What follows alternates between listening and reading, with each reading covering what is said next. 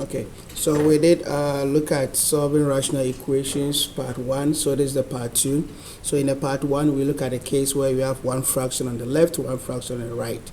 So in this case we are looking at a situation where we have more than one fraction on one side of the equations. Okay, so this is what we want to do. In this case we want to find a common denominator, right? A common denominator. So when I look on the right hand side, the denominator of x squared minus 1, this can be factored. So I want to do that first. So I have 2 over x plus 1 plus 1 over x minus 1 equals 4. Now when I factor x squared minus 1, I'll be getting x minus 1, x plus 1, right? This is the difference of squares. Both numbers are perfect squares, so we can factor a minus b, a plus b. Okay, so here I'm going to make sure I get a common denominator. In other words, I want to make the denominators the same. So if I compare x plus 1 to this denominator of x minus 1, x plus 1, you see that this one is missing the x minus 1. So I'm going to multiply this by x minus 1, and remember to do the same thing on the top so you don't change the expression. Okay, so now these two have the same denominators, so I have to also make sure that the middle have the same denominator. So this is missing x plus 1, so I'll multiply this by x plus 1. I do the same thing on the top, x plus 1.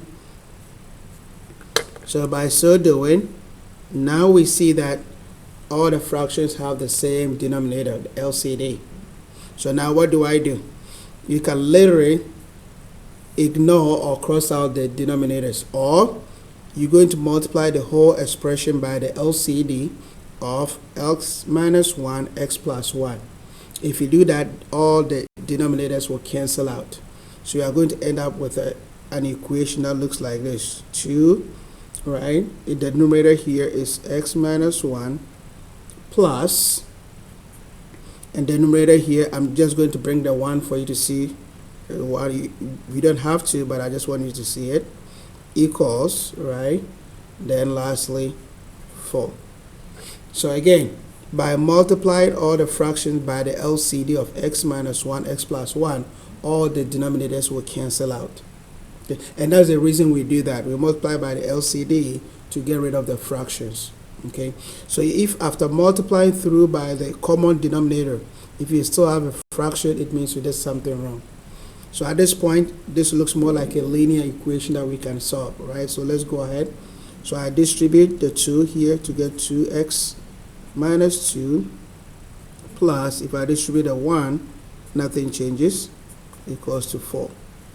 Okay, now let's combine like terms. I have 2x plus x becoming 3x. Then I have 1, negative 2 plus 1, so that's negative 1. Okay, now if I move this negative 1 to this side, it's going to become a positive. So I have 3x, right, equals, the negative 1 goes and becomes a positive 1, so that becomes 5.